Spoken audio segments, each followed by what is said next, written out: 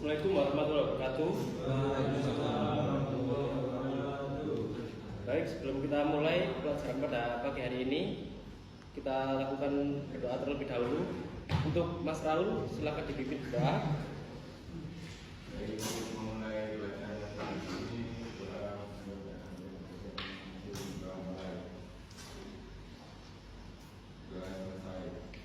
Oke, baik. Sebelum kita mulai, Bapak akan melakukan presentasi terlebih dahulu. Apakah ada yang tidak masuk hari ini? Mas Nanang, oke. Untuk yang lainnya ada lagi? Ya. Mas Dian? Cuma 2 aja? Oke. Iya, Pak. Baik. Untuk pada pertemuan kali ini kita akan membahas dial indikator. Pertemuan sebelumnya Bapak mau tanya kita membahas apa ya untuk pertemuan sebelumnya? Yang kesorong, Pak. Ya, betul. Jangka sorong.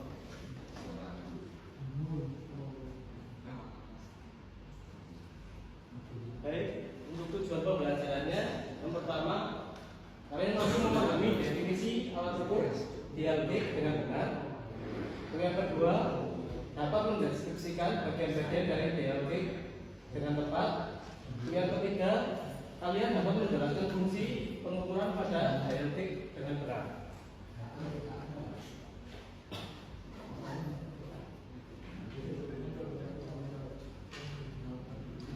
Pengertian dari dialektik. Sebelumnya apakah kalian pernah melihat apa itu dialektik atau ada yang pernah menggunakan alat ukur tersebut? Cuma pernah lihat, Pak. Kirain. Jadi dialektik adalah alat ukur yang digunakan untuk mengukur serta memeriksa kerataan pada sebuah bidang atau benda. Caranya, dialektik ini pertama kali dikembangkan pada awal abad ke-20 sebagai alat ukur presisi untuk keperluan industri manufaktur teknik mesin.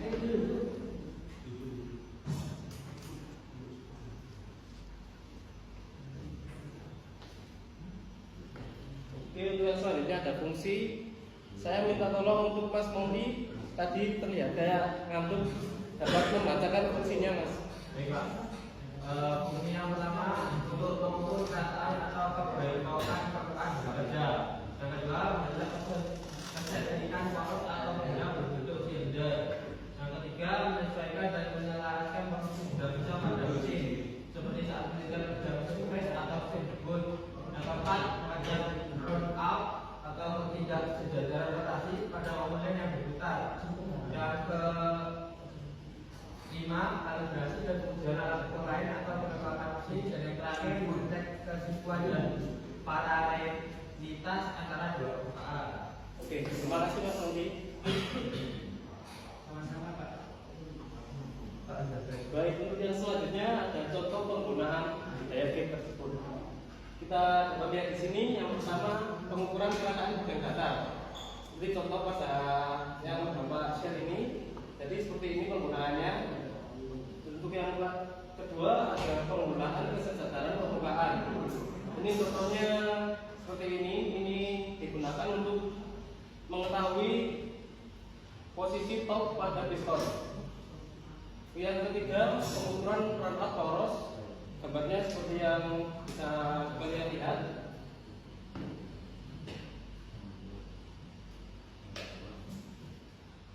Oke, macam-macam dialektik itu sendiri ada 5. Yang pertama, Kruger type dialektik, untuk yang biasa kita jumpai. Untuk yang kedua ada digital dialektik indikator. Ini bentuknya hampir sama, cuma tampilannya ini sudah digital. Yang ketiga ada level type dialektik. Yang keempat ada dialektik gate. Untuk yang kelima ada backflow indikator.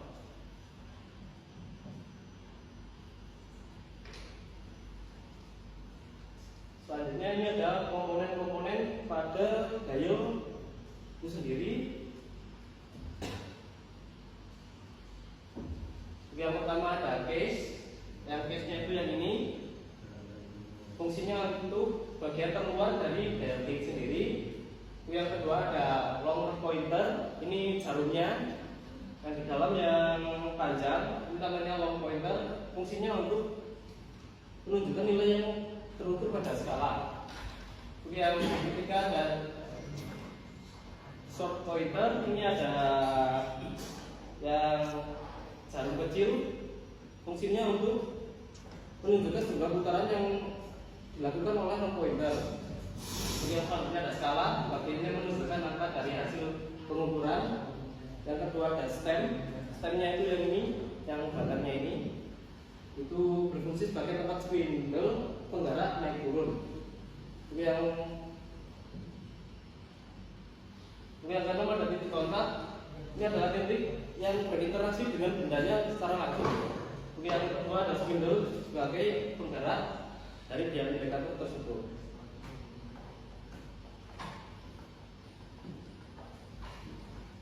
Oke, untuk yang selanjutnya kalian dapat menonton video cara penggunaan daya kick di YouTube yang akan Bapak mulai.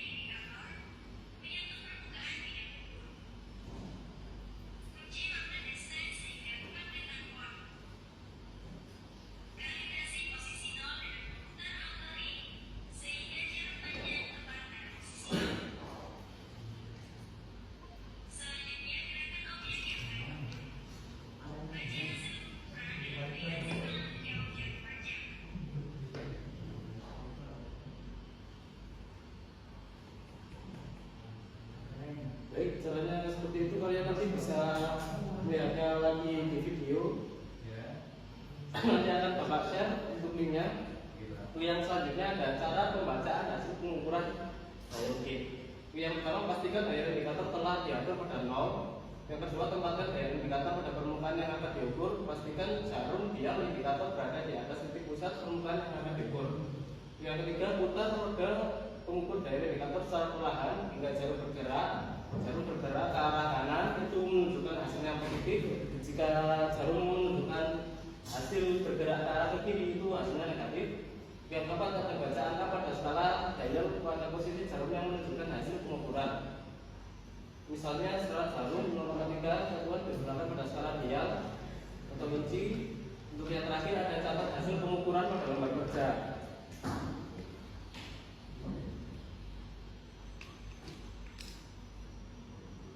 Jadi seperti ini, kalau pengukurannya itu ke arah kanan itu hasilnya positif, sedangkan untuk ke arah kiri itu hasilnya negatif.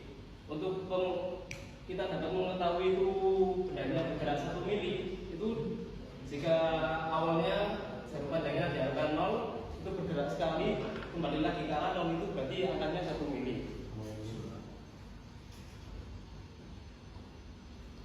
Baik, selanjutnya Bapak akan memberikan tugas rumah. Kalian dapat memilih 4 anggota kelompok yang tugasnya ini berdasarkan tugas kelompok yang berisikan melakukan observasi atau informasi mengenai daya indikator melalui alat pencarian seperti Google. Selanjutnya kalian diskusikan secara berkelompok, lalu buat resume materi dari hasil observasi tersebut.